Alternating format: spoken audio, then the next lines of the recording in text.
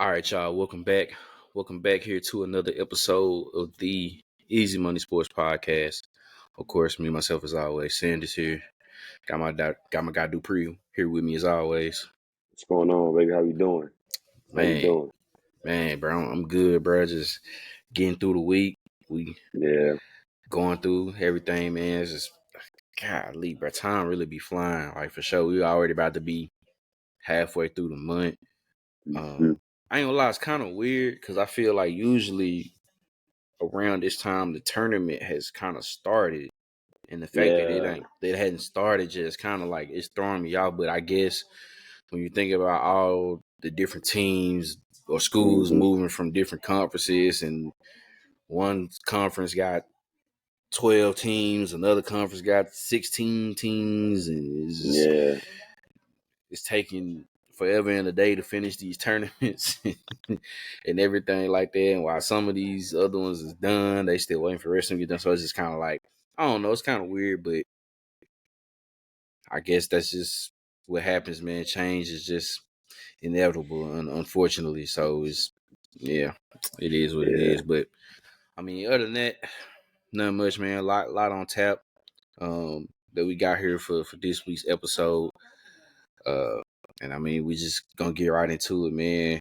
Uh, Obviously over in the NBA, they got literally, I think, about a month left of the hmm regular season. I think to the day. I want to say the last set of games is around like April 13th or 14th. So we got Yep. about a month. April 14th. Yeah, so we literally got about a month left for the regular season. So of course, every game is starting to matter as we getting closer and closer with this playoff race as time is going along.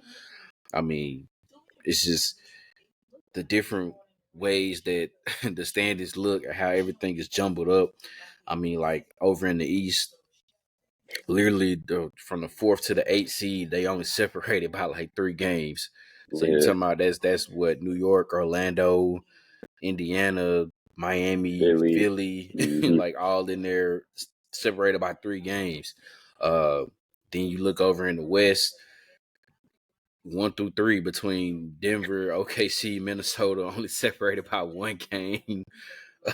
And then you even look at right in the middle of it, right between 5 through 8, that's only separated by like 2.5 games. So hmm that's who is at Dallas and Sacramento and Yeah. Dallas, Phoenix, Sacramento, New Phoenix, Orleans. and and New Orleans. So it's just Yeah. like it's crazy, right? I mean,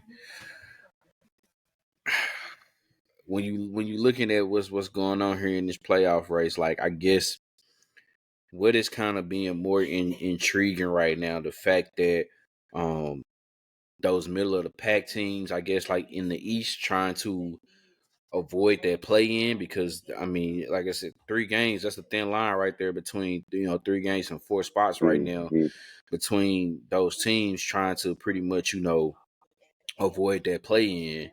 And then over in the West, obviously, it may not matter to Denver, but those other 2 teams with OKC and Minnesota are probably trying to figure out the ways to where they can have home court advantage all throughout the Western Conference playoffs.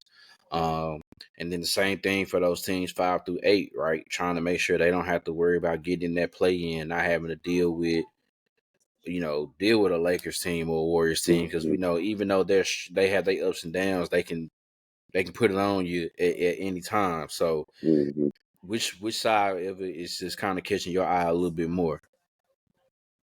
I think it's easy to say the West. I'm gonna go with the East, man, because we got teams in that you're saying that 5, that really 4 to 8 range, like you mentioned, where teams are trying to get their head above water and teams are trying to stay afloat with key injuries on those on those teams. Philly obviously missing Joel Embiid. You got New York, they had that stuff with Julius Randle and Brunson. Um, Halliburton, he had Indiana was one of the best teams in the East, and he goes down right around right before the All Star break, and they kind of struggled there. So they were trying to get their foot and get back in it. And then lo and behold, obviously Miami is still sitting right there in that A spot. I know they want to try to avoid the play in too, so I think just watching those East teams compete, watching them compete, and seeing, like you said, every game is meaningful. Every game matters. And you can see that where guys like Josh Hart, they stepping up and having crazy games. Obviously Brunson, he's been back, so he's been fine. But like I said, he was hobbled. Then you have Tyrese Maxey and Philly and um, Indiana picked up a good win the other day. Like these teams in the East are trying to jockey to avoid the play-in, and find one of those top six spots. While New York, Orlando, especially Philly, because Philly is right there. They're literally tied with Indiana for that sixth seed. You're right there with them. They're trying to do everything they can to make sure that they aren't, that they don't end up in the play-in. Um, so I'm gonna roll with the East. I think the top of the East is the top of the East. I think Boston is Boston. Um, Cleveland has now jumped Milwaukee, but once again they're tied right. They're tied right there back to back. But Cleveland is the 2 seed, Milwaukee is the 3 seed. But like you mentioned, that 4 to 8, with just the injuries that are on those teams, just seeing how they manage going out throughout the rest of the season, and then also too seeing who stars get back and how much time they have to get back in the swing of things, get back in game shape, and be ready for the playoffs too. Right? We had mentioned that, I believe it was the last episode, about okay, Julius Randle, he needs to get back to be able to get in shape and everything. What is Philly gonna do? Are they gonna try to get Joel back? Like, these guys and these teams gonna need some time to get back in the rhythm. So do they get their key stars back, mainly New York, before the playoffs begin? So I'm gonna roll with the East. I think the East has some compelling stories and some teams. Like I said, Miami, man, like Miami's the AC, and all they did last year was from the AC go to the NBA Finals. So you can't count out. All they did was teach us. And I don't think every team is Miami, right? But you just can't count out any of those bottom teams. Those lower seeded teams. You can't count them out. Yeah. I like that. I'm gonna go with the West. I'm gonna take the West. I'm gonna go ahead and take the West just because, especially, I would say not so more so the top seeds are, like I said, I don't for Denver, I don't think it really matters. Hmm. I think they've proven that with their run last year that they can do it wherever. They can be a 1 seed, a 3 seed.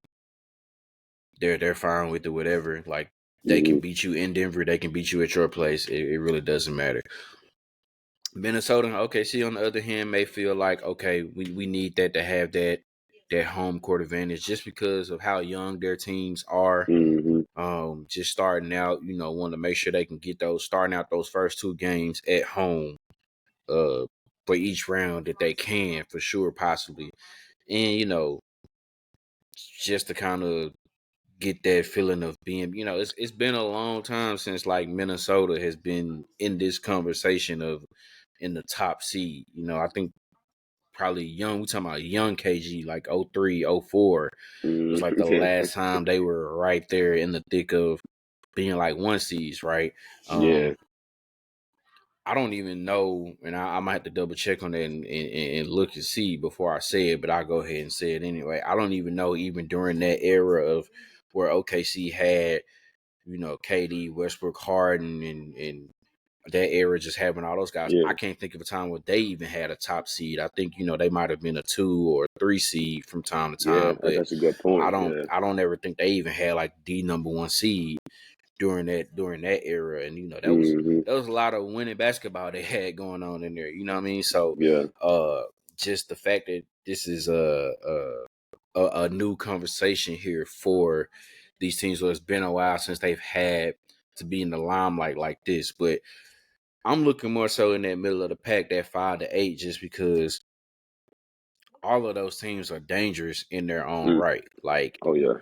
I mean, New Orleans, any given night, it could be Zion, Bi, just giving you the bit. Trey Murphy here lately has been the one Yeah. kind of coming on for them here lately. Hmm. Obviously, we talk about with Phoenix, with KD, Book, Bradley Beal, obviously the big question for them is health, but obviously when they're out there on the floor together and it's clicking for them, they're very dangerous. Sacramento can be offensively, but defensively they are so bad. Yeah, So it's kind of yeah. like yeah, they can score 120, but they can also give up 125. So it's kind of like Mm-hmm. you just never really know. And then the same thing like with not Denver, same thing with Dallas, right? I mean, they have the offensive firepower, but sometimes they just have those lapses to where it seems like it's just Luka and it's nobody else, and that's fine if that's you getting 4 or 5 triple doubles in a row, but it's not equating to wins. What can you do? So it's just kind of Yeah, like those are teams that are capable of winning a playoff series and beating those higher seeds. It could definitely happen because I mean we saw it last year. We saw it last year in the West anyway, where pretty much all the lower seeds. I think besides from Denver and the Clippers, I think mm-hmm. all the lower seeds won their series last season. So Yeah, Golden State um beating the Kings that went 7, and with the mm-hmm. Lakers getting Memphis out in 6 last year. So obviously we know that those lower seeds can do it for sure. It's just I guess just trying to figure out what team you're going to get out from those teams, and you just never know what really could happen. So it's not a shoe in really for any of those top 4 teams to say like, okay, we know they could beat all the rest of those teams, and we can see them in the semifinals and play each other. It could go down either way at any given moment. But it's been like that in the West for a minute now.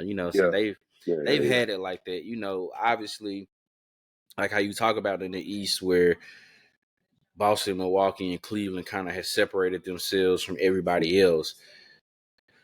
So you kind of have a feeling like, well, it's got to be one of those teams, right? But Mm-hmm. out in the West, you're kind of like outside of Denver, that's who you got probably your full confidence in. Everybody else is kind of like, well, I don't No, know. You know what I mean? yeah, Like, can they do it? Yeah, but then you just like, I don't know. Like nobody else can really like for real prove it to you right now but Denver. And I mean, I know like those two other teams that's further down in the standings with Golden State and Los Angeles. I know they have the championship pedigree and mm-hmm. been through it and everything like that before. But even them, you have to put them kind of in that I don't know category just Yeah, because of how up and down they just been throughout the season. So um, I don't know. It's gonna be interesting. Um, I think, I think out in the East, the teams that are there are there. I just don't know what seeds they will probably be. Just kind of yeah, jockeying and for those positions and everything, and those seedings, trying to avoid that play in. Um, Out in the West, I don't know, man. It could be yeah. It's literally the it's wild, wild west, it's man. Wild Wild West for Because sure. like So, you said, outside of Denver, I think the next team that I have the most confidence in is the Clippers. I probably say the Clippers. and that's After saying a that, lot, and I that's think it's the saying a lot. Clippers. Minnesota and OKC, they're young. I think Sacramento is still young. The Pelicans are young. Dallas, Luka and Kyrie have been balling. Do I think they could beat? I don't think they could beat Denver. I don't think they beat. I don't know if they would beat Minnesota. I don't know because they don't play any defense either. I don't know if Right. they beat Minnesota. I don't know if they beat the Clippers. I don't know if they beat Phoenix. Like so, like you said, outside of Denver, it's kind of like I don't know. It's a crapshoot. Like okay, just take your pick, who you like, and go from there. So I agree. I agree that Western Conference. I being having lived over here on the East Coast per se all my life. I need the Eastern Conference to kind of get some teams rolling, man. Get the the West is, especially the last couple of years, the West has just been crazy. Like it's just been that one team. It's been really these last couple years. It's been like like Boston is the team. Milwaukee, Boston, Milwaukee, Boston, Milwaukee. It needs some more parity, man. I want some more parity in the Eastern Conference. So hopefully some of these younger teams like maybe Orlando. If Cleveland doesn't make a move, if they don't move away from Donovan Mitchell, maybe Donovan Mitchell and Darius Garland can stay together a little bit longer. We see with the Knicks, with Brunson and the crew. So, but just looking for some more parity, man, in the East. That's just I know that has nothing to do with the conversation we just had. That just kind of But that's a real fact though, because even though we're sitting up here saying out west, like, oh, the only team we fully trust is Denver, that's not the only team we've ever said that before. Like, you would yeah. go back and you would be like, okay, you can't rule out Golden State. Okay, there is the Clippers. Okay, there is Mhm. Phoenix, because they've had their Mhm. little peak here these last few years, right? I mean, you couldn't you had to mention like LA, you know what I'm saying? Both LA Yeah. teams. You had to mention those guys, right? So it's just kind of Couple like, years you had to mention Houston. You had to mention yeah, the Rockets. Houston was in that talk, right? I mean, think about that Timmy D era with the Spurs, right? I mean, it was like they kind of all had it kind of shifted around to have that Mhm. parity to where it was like, all right, we know like eventually it's going to be one of these teams, and that's fine. But it's just kind of like out in the East, it's kind of been like, okay, when LeBron was out there, it was like, all right, it's whatever team he Team, owned. that's Whatever it. team he owned, that's it. And then it was like he left, and you kind of thought, okay, the balance of it would kind of shift. We would see more teams, and then it's kind of been like hmm Milwaukee, Boston, Milwaukee. Miami Miami, throws they'll come in themselves there every now and then, yeah, like mess it up Miami a would little do bit it, and then yeah, pop and it's out. just kind of Yeah. like, all right, cool, but then you don't really see anybody else. I mean, Mm, like, Atlanta had their little one run, year. like, you know, but can anybody else kind of throw themselves in there? That's gonna be kind of interesting to see what happens in the Eastern Conference, to see if that happens. I mean, I don't know if I can still put any of those teams like in the middle of the pack over a Boston or Milwaukee, but I mean, it would be interesting to see like when they kind of get some more of that parity in there for sure, to hmm where you can kind of say the same thing about them, like how you would say about the Western Conference. So, Yeah. um, I don't know. It's gonna be interesting to see, but man, can't wait to see how this last month play out. hmm As teams trying to get ready here, for the playoffs and everything like that. So, interesting time right there in the NBA. Then we move over down to in the college ranks. Obviously, conference tournaments is going on right now. Uh, most of the women's tournaments kind of wrapped up a little bit last weekend. There's still a few more hmm to go. I believe they got about a little more than half of they AQs already together. I think they got about 17, 18 already done.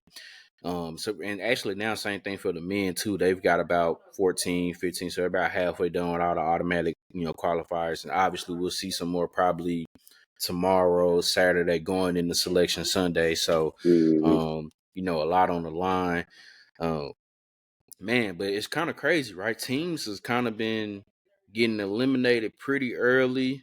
These Yeah. lower seeded teams are kind of going over. We just saw North Carolina State defeated Duke, who was Yeah. a defending the ACC tournament champions from last year. So, kind of was a little shocking. Um, I don't mean to hurt your feelings, man, about yesterday, but No, it ain't. It Cincinnati, ain't even. Cincinnati I'm so. I think that's the first time, and I think they said in a long time or even ever that Kansas didn't even reach like the Didn't semis. even win that game. Didn't Yeah, even like win a you. game like in the conference tournament. Man, it's just kind of albeit banged up, injuries, missing some very very key Yeah, guys. it's So true. it is what But it is. L's is L You know, by um, 20. yeah, Oh. by 20.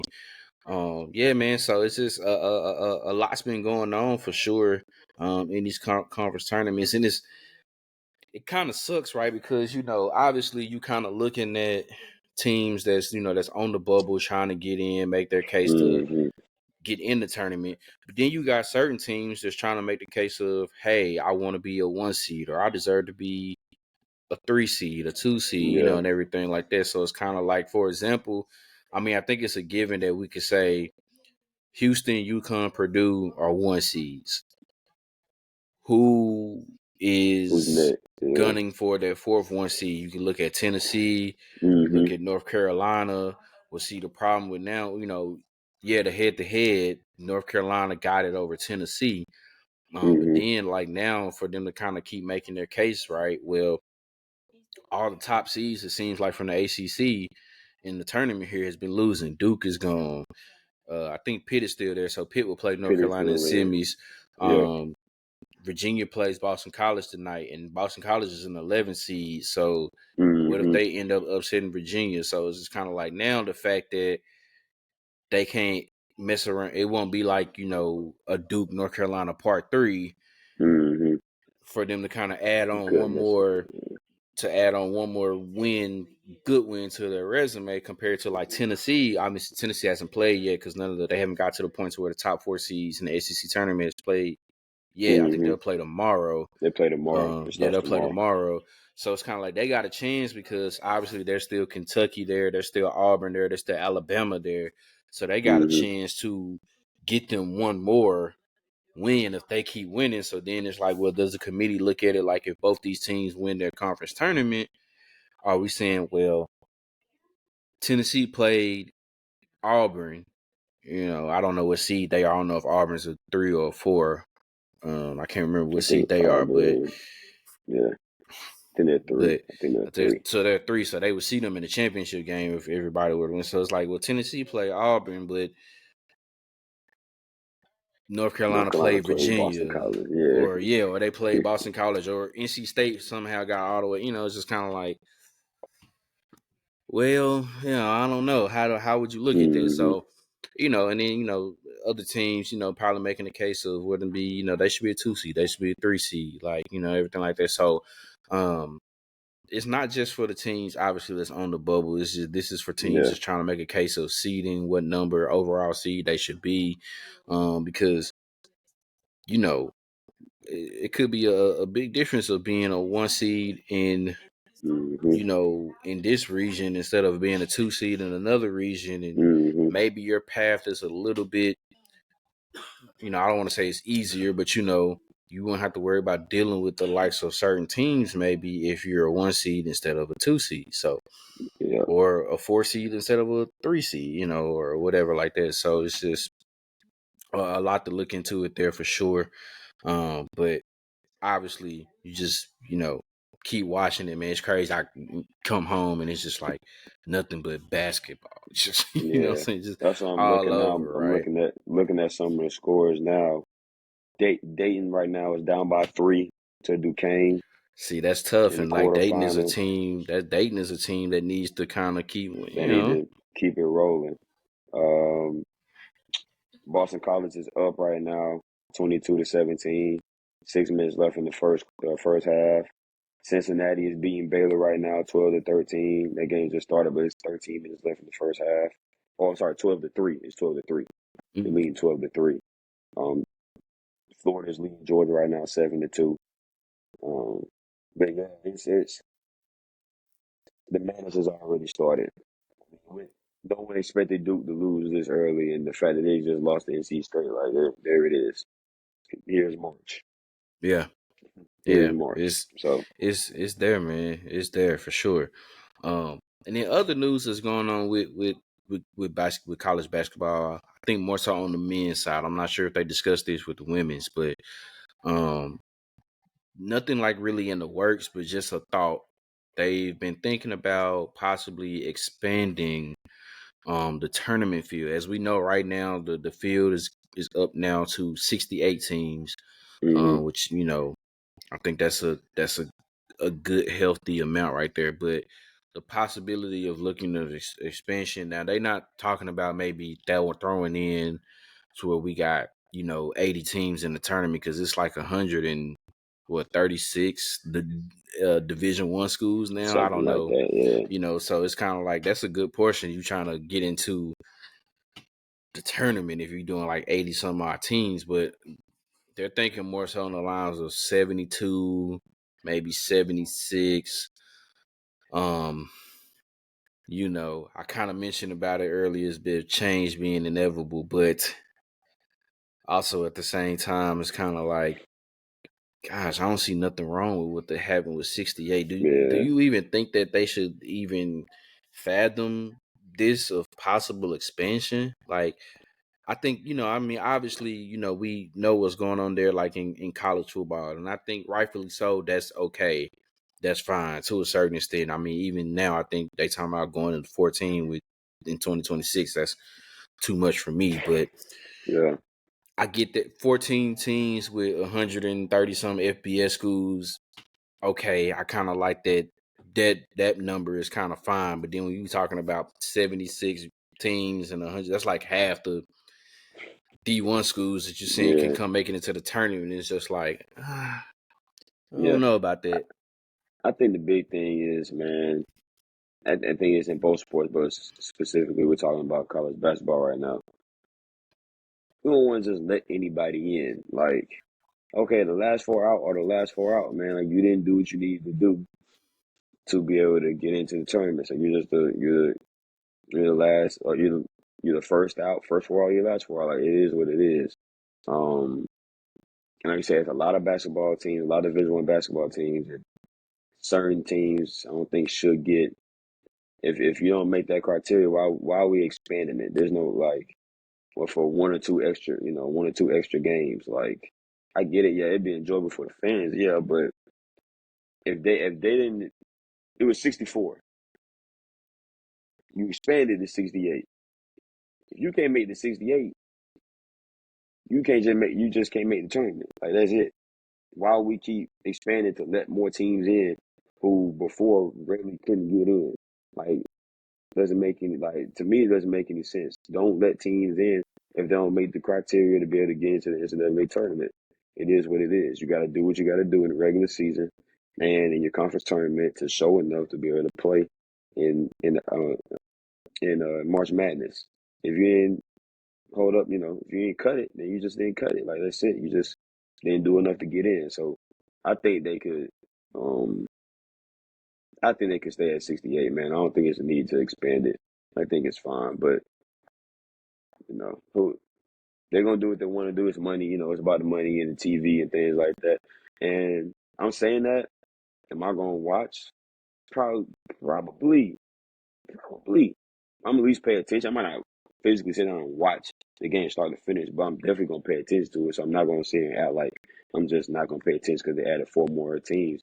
I just feel like if you can't make the 68, then you can't make the tournament, and that's it. So why expand it to? You talking about expanding it to 76?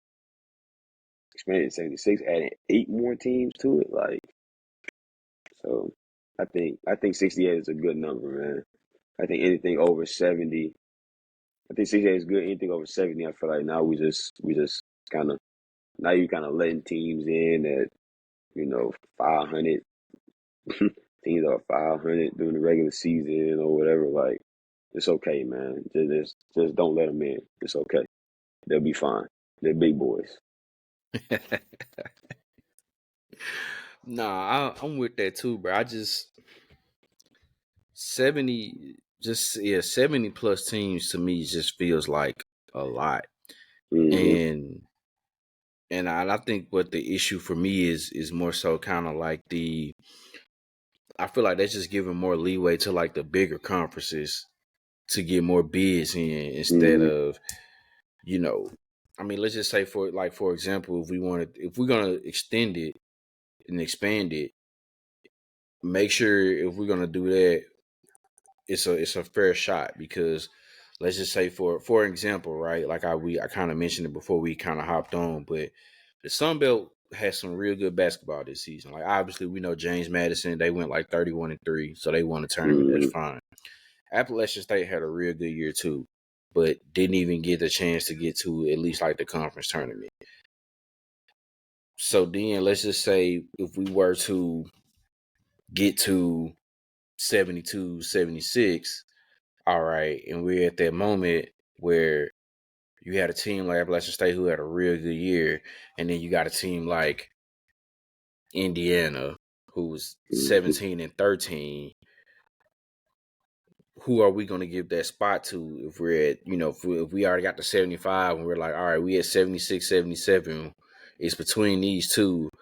Well, Indiana made it to, the semis of the Big Ten championship, the Big Ten tournament, but they're 19-14, but Yeah. and then we got Appalachian State who lost in maybe the quarters or the semis of the Sun Belt, but was 27-5, or something, what I'm saying, something like that. Like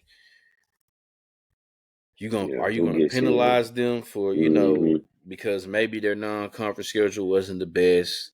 But we don't know what goes into these scheduling conflicts, right? Like, are these teams avoiding to schedule them in fear of losing to them, Mm-hmm. or what? You know what I'm saying? Because I don't know what's behind it. Because I feel like some of these teams are trying to probably make sure that they do schedule a good amount of Power Five schools or the bigger Mm-hmm. conferences, as the ones for mid majors. I'm pretty sure they're trying to do that just so they can have some legitimacy to their resume.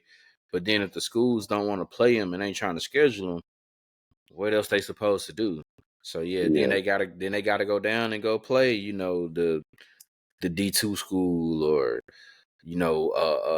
another mid major that's probably not really the best themselves. Mm-hmm. So it's just kind of like you kind of leaving them with no choice. But I think 68 is fine. I mean, like, we growing up, for us, we've always seen 64.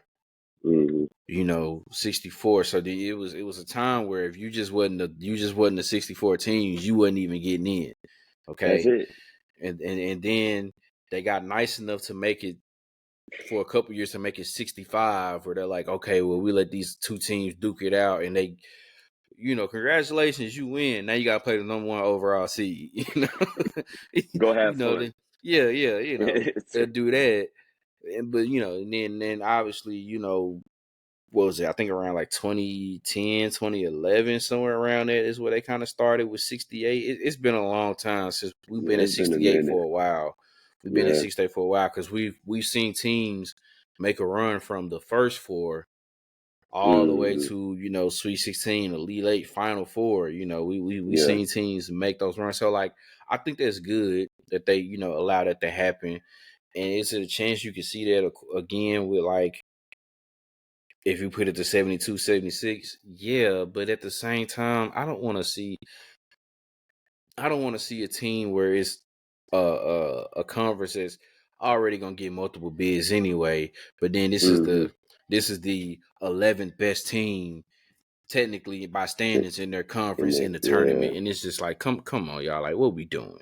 Like, what are we doing? So I think I'm fine with 68.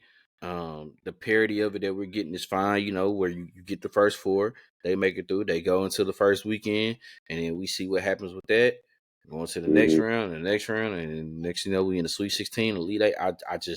I think where they have it at right now is 68 is fine, because I don't want it to take away from those smaller schools, to where normally those smaller schools are only getting one bid anyway, Yeah. or two at the max. But then if it's like, all right, if we're going to do 72, 76, are you going to keep them from just getting that one bid, or can they start to get multiple bids now, deservingly, Mm-hmm. just like how every other conferences are, that has a chance to get those multiple bids. So yeah, I'm with you, bro. I think 68 is cool. It's nothing is perfect, but I I I haven't seen too many times where you feel like, man, I can't believe it. Team number 69 didn't get it. They got snubbed. Mm-hmm. We need to expand this to 72 or 70. No, they didn't do enough. Team number 69 can be the one of the top number one seeds in the NIT tournament. NIT. Do your Okay, thing. do your thing, get all the way through there, go to New York. get to the Final Four there, win the NIT tournament, and now you'll be one of the teams that be like, all right, they should be one of these teams next year, depending on what they got, to come back and actually make the tournament. Yeah. So I don't know. That's. I just think shit. I just think anything over 70 is a lot. I think 68 is the good. It's a good medium. We're fine with it right there. Let's just keep it rolling. It's been going along, this long. Let's just keep it that way. But I'm pretty sure folks back then in the day probably felt the same way when it got extended to 48 and 64 and all that. There's too many Mm-hmm. schools where it's like, well, you need that now because you have so many, and it's just like I get Yeah. it. A lot of these So many schools, and schools then now. and so many schools keep moving up to going to into D1 and Division one. everything like Yeah. that. So it's just That's kind of true like too. That's a good point. That's a I good can point. see where they're going with it, but I just think 68 is just it's fine. Like Yeah. let's not mess this up. And not saying that having the 72 or 76 wouldn't mess anything up, Mm-hmm. but now you telling me I gotta get used to 4 to 8 more teams who may or may not really deserve Yeah. to Exactly. be in and everything like that. But then if it's one of those teams that get in and make it and they make a run, it's gonna be a great story to tell. So Yep. I get it. Like you said, if it came down to it and they say, "Was you watch it?" Well, of course I'm gonna watch it. I mean, of course I'm gonna I'm gonna watch watch it. it for sure. Yeah, Yeah, I'm I'm gonna watch watching, it, bro. but I'm gonna sit there and be like, man, I can't be because I'm gonna feel the same way once once August get here, and then we get to December and January, and then stuff in the playoffs is starting to happen. I'm gonna be watching it, but I can't believe we got a 12-team playoff. Like, why are we Yeah. having this many? So but I'm gonna still sit there and be like, well, yeah, yeah, okay. Cut it on real quick. For Here we sure, go. so I'm just, What it is time is what it kickoff? is. I Right. bet. It is what it is. So, man, you know, am I complaining? I wouldn't say we're complaining, but it's just kind of like, I think for now, let's just keep it at 68 until further notice. Let's just Yeah. keep it at 68. So yeah, all of that right there going on in the world of basketball, man. And then of course, now we're officially into the new league year with the NFL, who had the Mm-hmm. whole free agency frenzy, and it has been a crazy, crazy past couple of days. I mean, It's been insane, bro. so many names, so many signings of just guys going from one team to another, um, Mm-hmm. getting released, getting traded. It's just been it's just been a lot, right? I mean, just look at some of the signings that has happened, right? Like the Titans giving Calvin Ridley, 4 years, 92 million. I The mean, bag. gosh, slide got it, bro. I mean, I seen that. I said, I mean, I ain't no Titans fan, but I mess with Ridley. I might have to support my boy and just get one for the hell of it. But I'm like, you Mm-hmm. seen that, right? I mean, you look at even just not even more so like even the free agency signings, just trades. I mean, you see now Mac Jones getting traded, going down to Jacksonville now.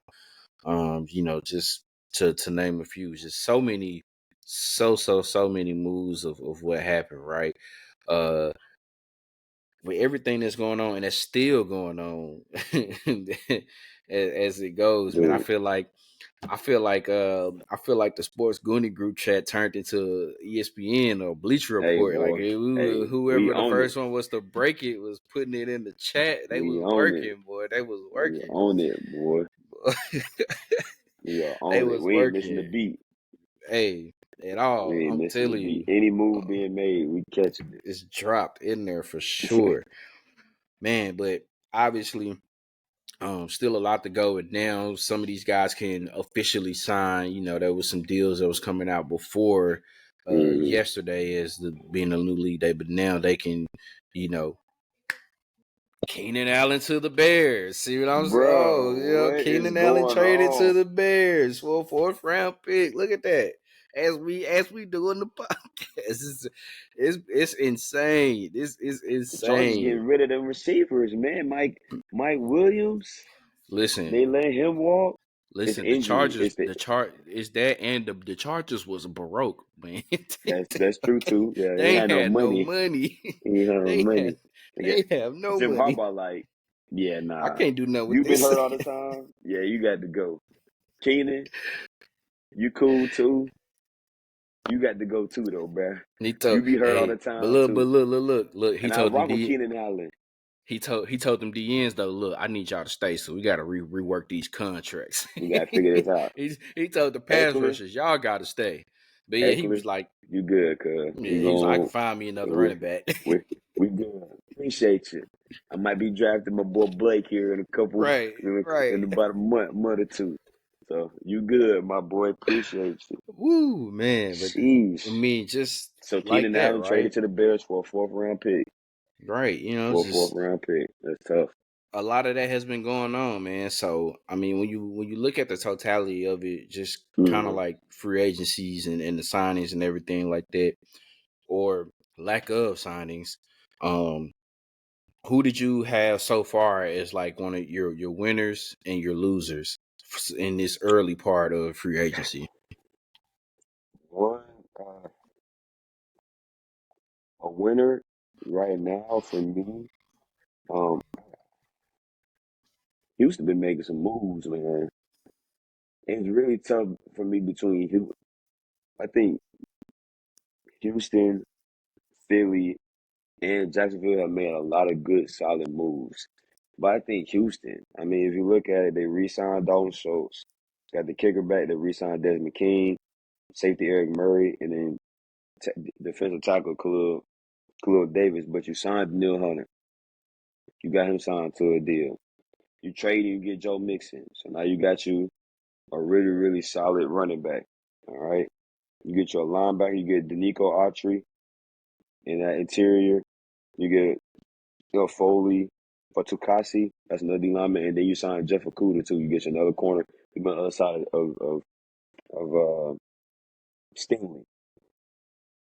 Houston is looking scary right now.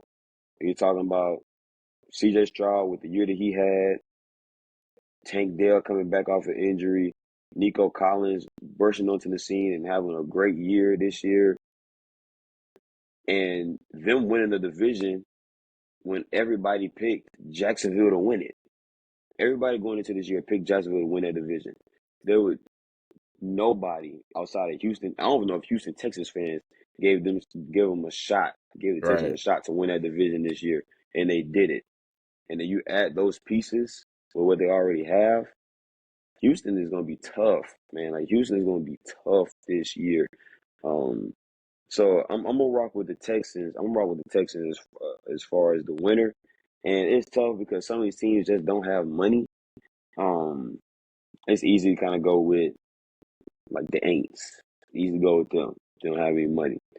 Um, the Chargers, but the Chargers obviously we were talking about, like you just said, they're trying to figure out some cap space. Um, a loser. What are the Patriots gonna do?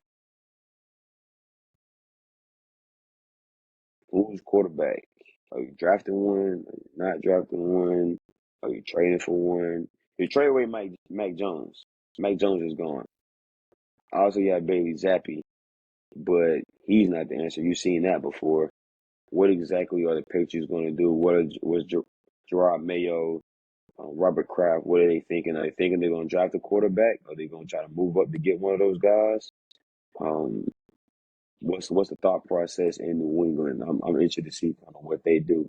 Um, Carolina, the Panthers. They don't have a lot of money either, but okay, they signed Deontay Johnson. And let me just I have no issue with Deontay Johnson, but does that really solve your receiver problem? Does it really solve the problem you have at receiver? You need to be trading for an offensive line to protect your number one pick because the boy's back there running for his life. And I don't think Deontay Johnson is the answer. Now, is Deontay Johnson chopped liver? No. But we saw what he was and what he did in Pittsburgh. It had been over a year, over a calendar year, when he had scored a touchdown this past year. When he scored that first touchdown this year, it had been almost a year and a half. So I don't know if that really solves your problem at receiver either. So there are definitely some teams that I think those two in particular that need to make some moves and have been very, very quiet. Um, so I'm gonna go with those two. But I got Houston as being the winner right now. It's tough. Philly has made some very, very good moves. Obviously getting Saquon. They just signed Devin White today. Re-signed Brandon Graham. You get Bryce Huff. Like they made some good moves. They made some good pickups. But I'm gonna go with Houston. I'm gonna go with Houston, man. I think the Texans are on it. I think D'Amico Ryans, he's they down there doing their thing. They're doing their thing right now. Yeah, for sure. So to I guess to somewhat kind of answer the question about New England, they signed Jacoby Brissett, but Okay, clearly, so I but didn't know clearly, that. but clearly, So two, that's still he's gonna be just a yeah, bridge. He's just a bridge guy, clearly. yeah. So I think that they are definitely probably looking at one of those quarterbacks. I mean, they sitting Okay, at 3, so they got a you can chance to take it. get Mm-hmm. who they want if whoever it is there that they're looking at. So that's that. But yeah, I mean outside of trading Mac Jones and bringing in Brissett, they haven't really. You're right, they haven't really done much. Mm-hmm. My winner for me, I went with Jacksonville. Um, Okay. the Which moves that they made I were mean, pretty good. I mean, we talk yeah. about the trade for Mac Jones, but also the fact that bringing in they signed Gabe Davis, um, Mm-hmm. added Darnell Savage to that Mm-hmm. secondary to pair up with Cisco. They needed that because I mean their secondary had a lot of issues last year. They definitely tried to shore it up with Darnell Savage and Ronald Darby, Yep. bringing him in. So those are some of the key signings that they got. And then they would also be able to keep Josh Allen, re-sign him, Mm-hmm. re-sign Ezra Cleveland to stay on that offensive line. So um, interesting to see what they do, as far as what else they may want to try to do to kind of get back on the right track. Mm-hmm. Because obviously now we feel like the AFC South is going to come down between Houston and Mm-hmm. Jacksonville again. It has to be those two teams, and then it's a little gap between Indy and Tennessee. However you want to, look at it. So Mm-hmm. Yeah. I don't And know, but one thing on Jacksonville too. I know when the trade first happened for Mac Jones, everybody probably could scratch your head like, why would they do that?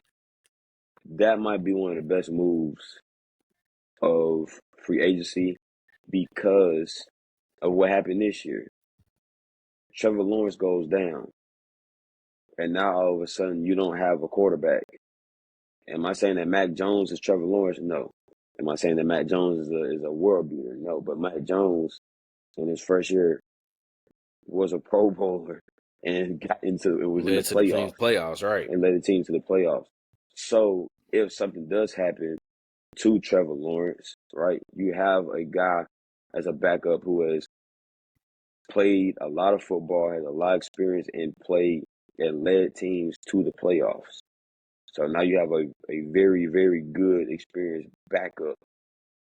Like you might have one of the better backups now in the NFL. So that was a smart move just to have some experience out there for yourself, just in case something happens to your your franchise quarterback again.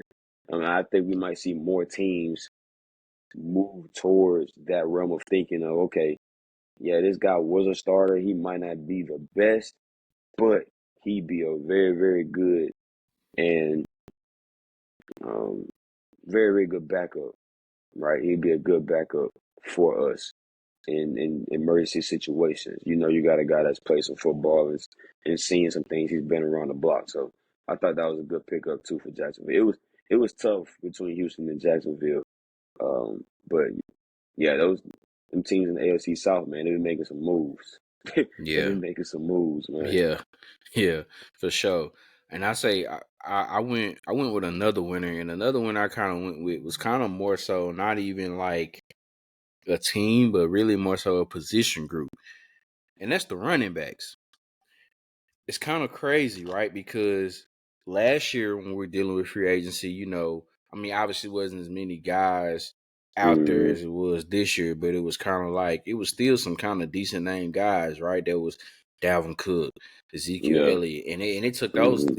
guys Man, forever to I even mean, just Dalvin didn't get find in a spot. until camp. Yeah, he didn't Yeah, get in until training camp. it took them a minute, but I mean, when you look at first day, Saquon Barkley going to Philly, Boom, Josh Jacobs going to Green boom, Bay, Austin Eckler going to Washington, boom, Tony Pollard going from Dallas to boom. Tennessee, right? Shoot, And then this Aaron is Jones got released. Aaron Aaron Jones Jones got got released, released and boom, right after by that, Green Bay, then boom, he go to Minnesota. Minnesota like, You know, we trying, yeah, they were since he was talking about letting go Joe Mixon, and then ended up finding a way to trade him to Houston. So it's just mm-hmm, like, I mean, guys are pretty much like for a position. Now, granted, are some of them getting paid maybe the way that they used to get paid or how they used to value the running backs? I mean, no, and it mm-hmm, is what it is. But these guys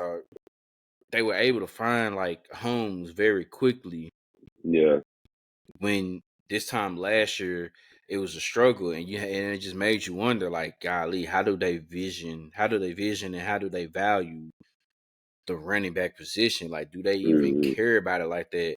But then when you got these group of guys who came out that were, you know, Derrick Henry to Baltimore. I mean, he might be on the older side, but Lord have mercy. come on now, That's tough. that's scary when you look there in that backfield and you see Lamar and Derrick Henry next to each other. And this ain't the Pro Bowl. This is like week 2 in the you know what I'm Yeah, I'm saying? about to Like say, we in this is week gonna be 8, week man. I'm this is like hurting. week you feel me? Like this like week 6, and I'm looking at I them gotta like chase. I gotta chase him, and then I need to bring the hat you with you Derrick Henry, you and pulling a I gotta chase him too.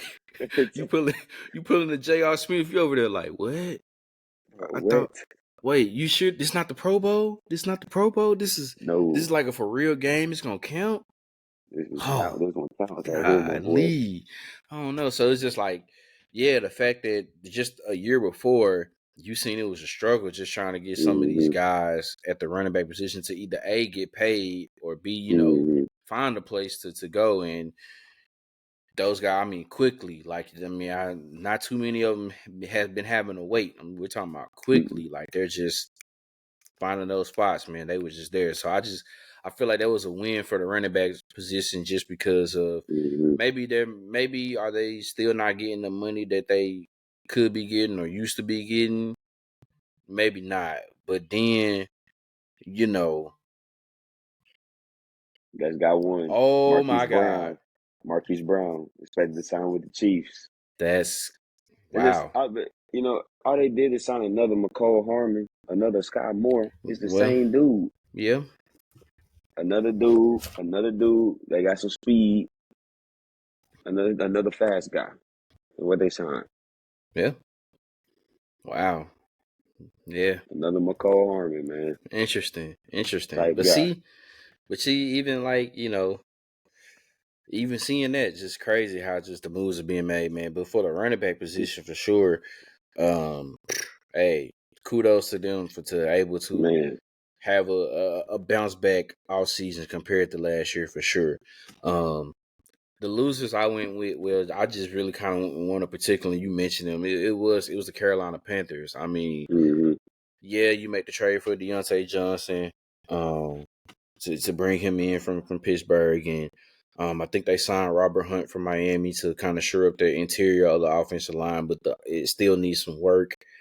Um, but the fact that they what they've done here recently, as far as like moving players and what they've been getting back in return. mm-hmm, So apparently last year they had an opportunity to trade Brian Burns, and the Rams are mm-hmm. willing to give them like I think 2 first round picks and they were like, "Nah, bro, I'm good." Go to the Giants and don't get nothing Nothing. close to that, and they trade him, and it's kind of like, You what are had a y'all chance. doing? Yeah, like You had a chance. what is going on? Like they didn't get much in return really from the CMC trade. They gave Mm-hmm. away they gave away the first round pick last year and this year, plus DJ Moore and a couple more picks just to get Bryce Mm-hmm. last year. And then now, you still don't have a one, and then you just get all these like twos and threes for this year and next year for a player who pretty much was like your anchor on the defensive line, Mm-hmm. and you kind of trade them like for nothing. Yeah. They I did just sign. They did sign today. They signed DJ Warner, defensive end from Minnesota. They signed him to come on down there. He's been up there. He's been pretty productive over on the other side of Daniil Hunter. Shout out to DJ. I worked with him, know him, grew up with him a little bit and stuff back home. But um, they're gonna need more than just DJ. They're gonna need more than just DJ and Deontay. Like you said, like you lost a lot. You gave up a lot when you traded for that number one overall pick. A lot. You gave up a lot. You traded Chris McCaffrey. You didn't get a whole lot for that.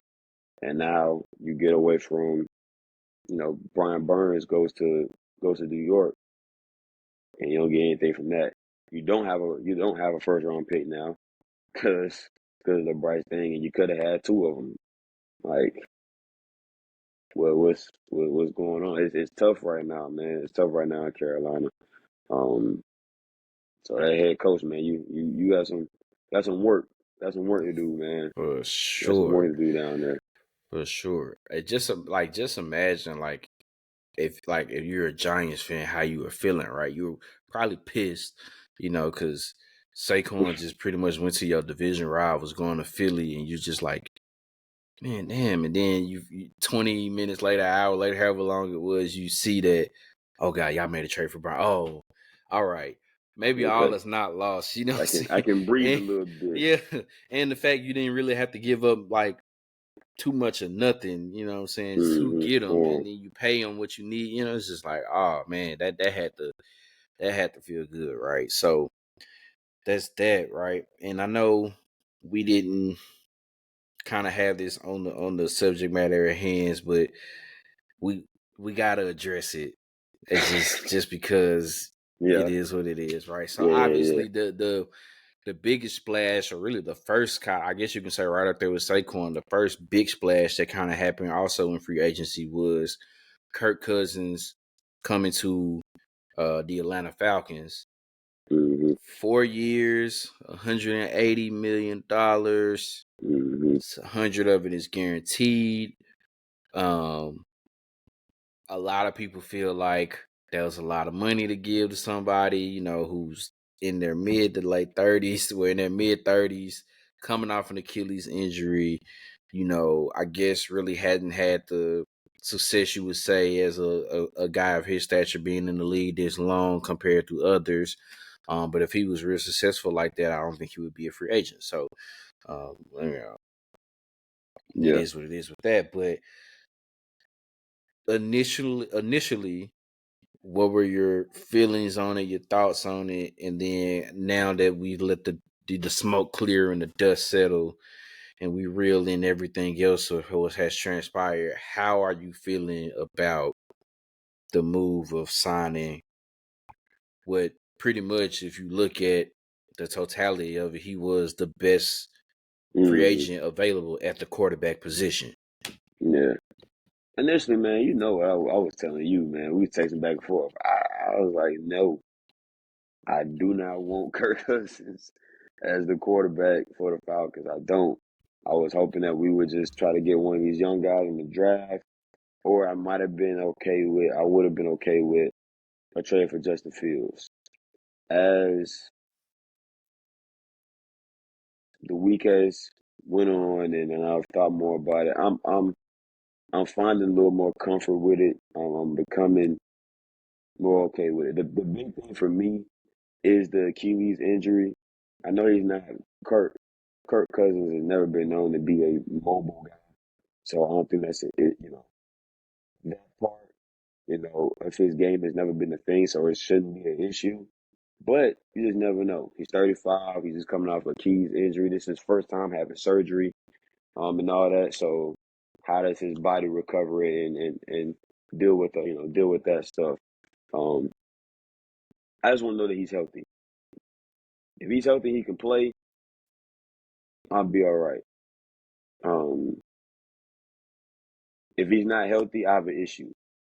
If something's wrong, and knock on wood, something happens to that Achilles again, something like that. Now I have an issue because we just paid the guy $100 million and he can't play for us.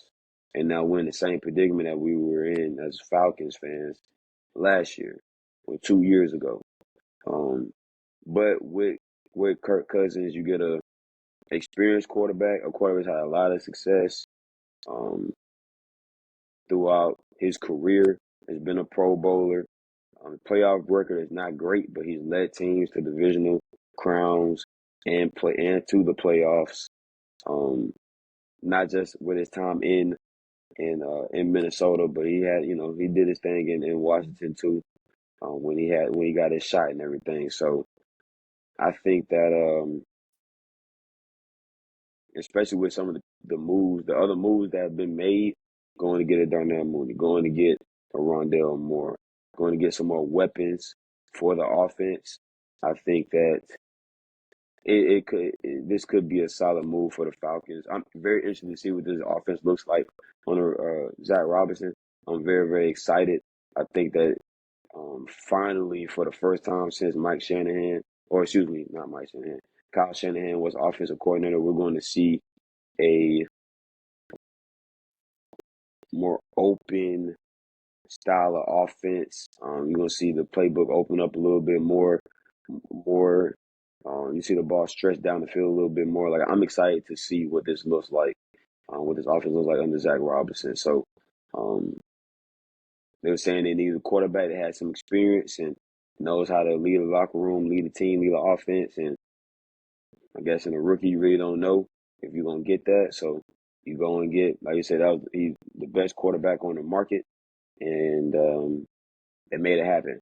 They got the deal done. So we'll see, man. We'll give him a chance, and I need some other Falcons brethren give him a shot. Let's see what happens. All right, let's see what happens. All right, because the division is still poo poo. All right, and with Kirk Cousins not being a quarterback, we have the best quarterback in the division, in my opinion. I think he's better than Bryce. I think he's better than Baker. I think he's better than Derek Carr. So I think that, with the defense that we've had, with the weapons that we have on offense, Kyle, Drake, Bijan, Tyler, and then you add Rondell, you add Darnell Mooney, I think we could, make some noise. Got to get a pass rush and everything like that. But just speaking as far as Kirk Cousins, I think I'll be okay. I'll be okay. You know what I'm saying? We'll be all right. We'll be all right. Uh, yeah. I mean, for me, it was kind of like, damn, we did this, but then it was kind of Mm-hmm. like, all right. And I know like people are gonna be like, hey, y'all paid this man this much money, 35 years old, Mm-hmm. blah blah blah, this stuff like that, and it's kind of like, I'm with you.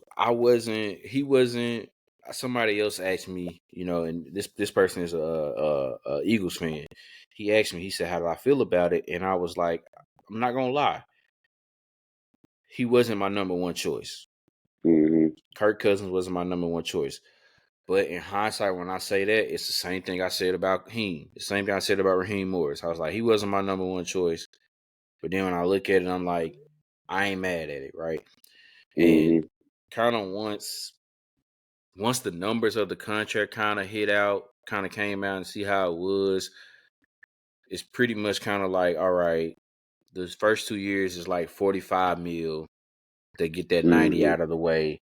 And then the rest is kind of there like for that third year, but he don't have anything guaranteed for the fourth. So it's kind of like, it's not hitting the cap as much as we Mm-hmm. thought it could be when you look at that number. So then it can also play out to where if it doesn't work after 2 years, okay, he already Mm-hmm. got the front load of his money, so Okay. it's not hitting in the back load as much as it is the front load Yeah. as you think it would. Because if you get rid of him after year two, the cap hit after year two, I think was only like at 27 or 25 or something like that, compared to Okay. if we tried to do something like after year three, where the cap hit is like 55, 50, 56 or whatever like that. So it's kind of like Yeah. you get rid of them after year two. If it don't work out, it don't hit us as much as it would if we wait till after year three or something like that. Or the way that it got set up, the hit on the cap isn't as much as people think. So it ain't that bad. We were still able to kind of get some things done in free agency to make some moves and everything like that. And then, there's a draft. So obviously I was kind of like, I don't know. But now I'm kind of like, I'll wait and see. I'll give him a chance Mm-hmm. just because I'm looking at the pros and cons. Okay, well, one of the pros is for sure the quarterback room is the best it's been in like 2-3 years, right? Yeah. Let's just let's just be real, right? I mean, Kirk Cousins by himself is probably better than what Desmond, Marcus, and Taylor put together. Just realistically, it is what it is, right? So there's that. I mean, you got the experience. I mean, we got the OC and Zach Robinson, who is under the Sean McVay tree, which Kevin O'Connell Mm-hmm. is under that Sean McVay tree. So it might be a similar offense that he being Kirk Cousins is kind of used to maybe running. There might be a few Mm-hmm. things here and there that could be different, but you got that. Like you said, the division is not good, so Yeah. it's wide open for you to get it there, right? Um, Pretty much when you look at the roster, like in totality, besides getting a few more things here and there, it's kind of almost like a win now roster. So it's kind of more so like, okay, do we want to go get the veteran guy who we know we got in him and we can try to win now, or do we chance it with a young guy and we really don't know, and we're kind of in the same situation that we were in Mm-hmm. last year or the year before last and everything like that. And on top of that, I look at it that we didn't give up no draft capital. So, we still got Yeah. all those top picks. We end up getting, I think Nelson's really didn't stay with Jacksonville. Instead of it being a second round pick, we got a third round pick, but it's still a pick that, we picked up Mm-hmm. to have in the draft. So um not having to lose any of the capital. You got the guy there. You brought in some more weapons. So now, obviously, it's kind of trying to see where they're looking at in the draft. I mean, they struck out Mm-hmm. on trying to get in the pass rusher. So now it's kind of more so like, what could the possibilities are still kind of endless, because I would maybe say you can rule out wide receiver now, but Yeah. I mean, you never know. You never know what could happen. I mean, Mm-hmm. if kind of almost like the year when we drafted Calvin, right? If it gets to that point and we at 8 and one of them are still there, Do you do you do it? want to Do do you pull that? the trigger? Because I don't. I mean, there's some good pass rushers in this draft, but nobody really, as far as the pass rushers, kind of separates themselves to say this is the guy you got to take. I mean, there's Dallas Mm-hmm. Turner, you got Verse, out of Mm-hmm. Florida State. That's cool, but do you think they're worth that top That 10 eight. pick? Because we've tried numerous of times. Okay, we've tried numerous of times. Lord I don't even knows want to we try to tried. name them. I don't even want to try to name them because it's gonna make me mad if I do. So I ain't even Yeah. gonna do that. So it's kind of like you want to do that to where maybe we can. And it's a lot of good edge rushers here. It's just like it's a lot of good wide receivers. So I kind of really don't have no preference now if they want to go edge, wide receiver, those first 2 rounds, or vice versa. If they go wide receiver, edge, because it's plenty of those guys out there. I don't think you can go wrong. Now I feel like the fact that we made the trade for Rondale Moore and we traded away Desmond Ritter, kind of far fetched, but I wouldn't be surprised if we looked at quarterback in the draft. And it might not be, of course, Yeah. Caleb, Drake, Jaden or whatever. But there could be a possibility where you look at whoever those quarterbacks there is available, like at day 2, day 3, to where they just add them onto the roster, Mm-hmm. see what we can get out of them from them, or if they don't do it this year, they do it next year. Next year. Just Mm-hmm. to make sure we have that heir apparent there to kind of take over the reins to help with that transition to where we can kind of keep it going to where we at least got something there at the position. Mm-hmm. So I'm willing to give it a chance. I need to know what number he's wearing because Yeah. I just what I'm saying. Just to get the I Kyle, just got the you KP just this got the Kyle past year, Pitts. You just man. got the Kyle Pitts. Yeah, I that's just tough. got the Kyle Pitts, so I'm like, Yeah, let me that's know what tough I for the need. Bulls. Let me know what I need to do. Like, do I need to go get another one? Do I just keep that one for like just retro purposes, and then I get somebody else? Do I go get a Drake London jersey? Do I go get a Bijan? Like Yeah, I still need to figure out who I want to get. I still haven't got. I've been back and forth. My first inclination is to get a Drake London, just being a receiver to get a Drake London.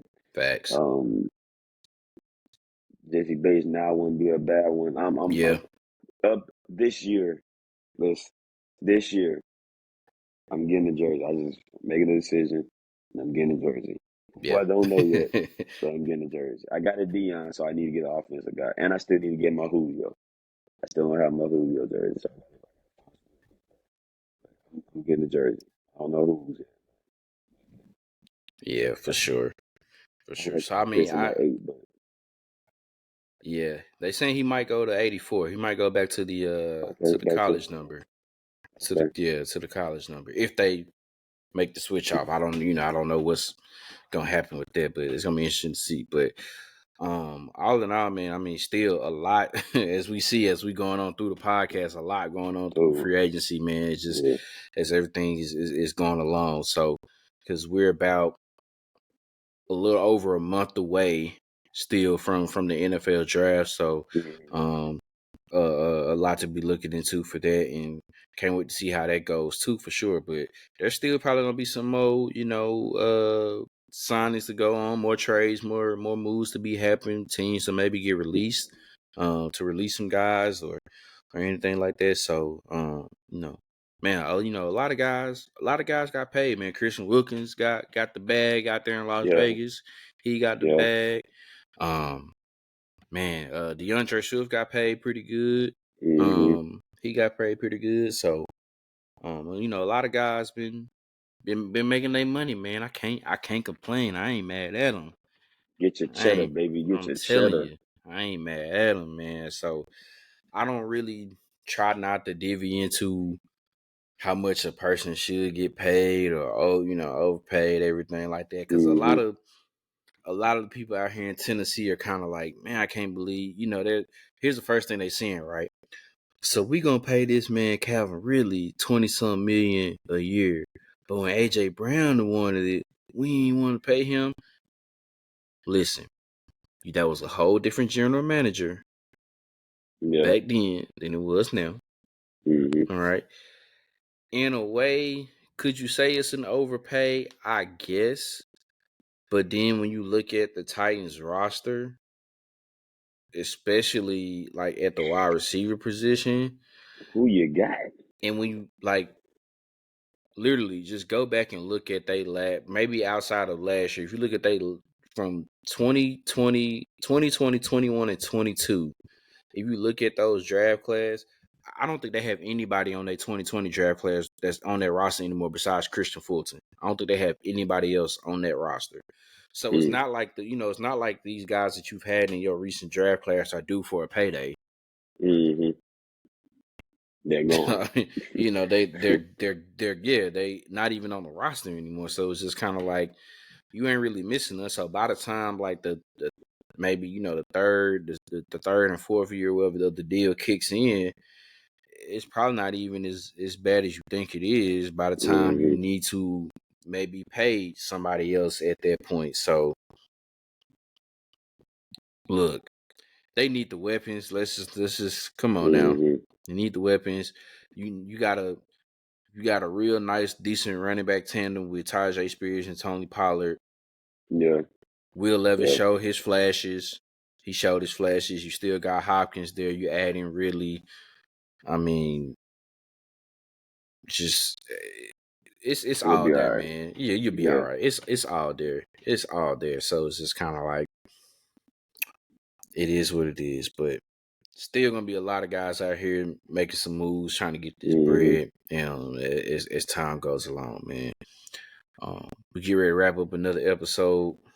You got anything you want to say out here to the people, man? Get your brackets ready. Yes, sir.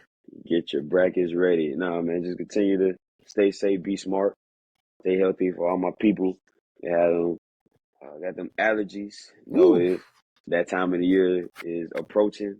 I'm not one of them people, but I will just throw out the full warning to anybody that had that pollen down here in the south. If you're down in the south, just start to prepare yourself. Go on, get all your allergy medicine, get your Zyrtec, get whatever you use, man. Go get it. Um, but yeah, it's exciting time of the year. You got March Madness. So you got the men's tournament, NCAA tournament. You got the women's NCAA tournament, which I think is going to be really good as well. Obviously, we talked about the NBA. You're ready to head into the playoffs, the draft. Like this is also is one of the better times of the year for sports. Baseball will be starting up here pretty soon too. Within the next couple of weeks, they're about 3-4 weeks away from opening Mm. day, probably about 3 weeks. Mm-hmm. So Mm-hmm. um, if you love sports, you're a sports junkie, it's a good time of the year.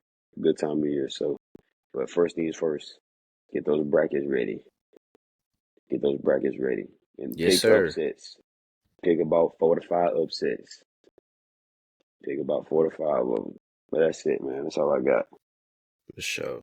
I think we gonna have a rebound this year, man. I don't think we gonna have teams we ain't As never many. heard of. I think the upsets are still gonna happen, but I don't think Yeah.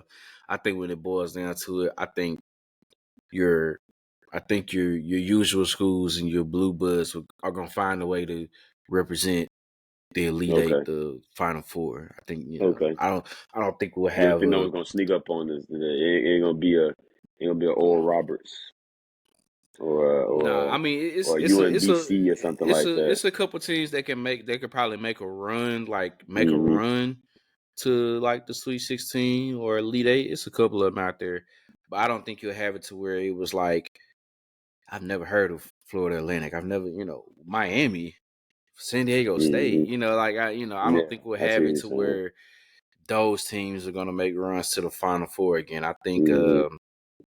I think this year is gonna be there'll be the upsets, but then we'll have it to where the teams who you think are supposed to be in there will Being there. possibly be in there, for sure. Okay. I mean, then again, I could be completely wrong. I saw a status I had last year about the tournament, and my Final Four that I picked was Alabama, Texas, Duke, and I think I went with Kansas to be my Final Four. Mm-hmm. Two of those teams didn't even make it past the second weekend. Yeah. Yeah. Alabama lost in the Sweet 16 and Texas lost in the Mm-hmm. Elite Eight. So I was like, damn, I was bad last year. I hope I'm not. So Oh, this was not good. I This was hope I not was like, good. damn. I hope I'm not that bad this year, man. So yeah, Yeah, for I sure. can't wait, man. For sure, get those brackets ready because Selection Sunday is going to be this Sunday. As these tournaments wrap up, both men and women's. Um, Mm-hmm. man, quick shout out to the alma mater, MT. Man, The doing their girls, of thing course, the girls, of course, rolling along, still undefeated. Uh, still. I think they trying to. I think they trying to Prove a dub point. teams. Yeah, They're trying because to prove a how point. how you have a coach that go undefeated in conference play and don't win Coach of the Year? Make it make Make sense. make that make sense. But I digress. And then the men's, man, you got to The think, men's got right? the big It's come upset. Got big the big upset over upset the other Louisiana day. Tech. For Mm-hmm. the year that they had, to where they started out the year great, lost one of their top players to ACL injury, went through a stretch where they went like 2-12 through like that time, and kind of Mm-hmm. rebound themselves here towards the end, and still fighting, man. So gotta maybe get a little bit more help from a couple other teams to knock out some of those other top teams. Who knows what could happen? You just never Who know, knows? man. But that's the Yep. beauty of it. That's the beauty of these tournaments, man. The ball can bounce your way, and Mm-hmm. those lower seeded teams, they stay around and they creep around. They're there, and their confidence is just building up, while the other team is, let's just be real, they get nervous. You know what I'm saying? So Mm-hmm. big Yeah. shout outs to the Shout out alma. to the Blue Raiders, man. Shout out to Yeah, the Blue Raiders. Shout out to yeah, shout out to him for sure, man. But yeah, same for me. Man, y'all be safe out here. As you said, the season now changing. We're getting closer and closer to spring. I hate this time of the year because I'm one of those ones with those allergy them. problems for sure. Uh, Yeah. my cabinet full of the Claritin Zyrtec is already back there. We Okay. just All stocked right. up. Cool. Yeah, Yeah. You we never just stocked know. up. We ready because I know the minute I get to doing this, and yeah, it's over with. It's over with, man. I'm like, oh my gosh, it's gonna be over with, bro. Someone please help me. Help me, please. please, please Please. help me, man, please. I do But not like this. definitely, man, y'all enjoy Yeah. yourself out here. The people that's here in Tennessee and Nashville for the SEC tournament, be safe, enjoy yourselves Mm-hmm. out here too. Wherever y'all at for these respective tournaments, you know what I'm saying? Just make Mm-hmm. sure y'all being safe out here. Um, Continue to support the podcast, like and subscribe to the YouTube channel. Follow us on the social medias on Instagram and on Twitter. We appreciate it very, very much. Man, love black women, cherish black women, protect black women. No means no. No means no. There's a guy out here right now that's dealing with some stuff. I won't say his name because y'all already know, but we'll get to that once more details have kind of came about. And I saw a lot of people saying, let's bring the same energy we brought to one other quarterback to this one. I think it'll happen once we get more details, but we'll see on that. That's why we say no means no. For the youngins that's out on spring break, this goes for you too as well. Yes. Yes. Except for the ones that's in Miami, because they told y'all get the hell on somewhere. But No more fun. anywhere else, that rule applies to y'all too, man. Um, but just continue to support the podcast, man. We appreciate it. Mm-hmm. Uh, be on the lookout for more episodes, man. More content coming. Mm-hmm. Until the next time, this has been another episode of the Easy Money Sports Podcast. Peace.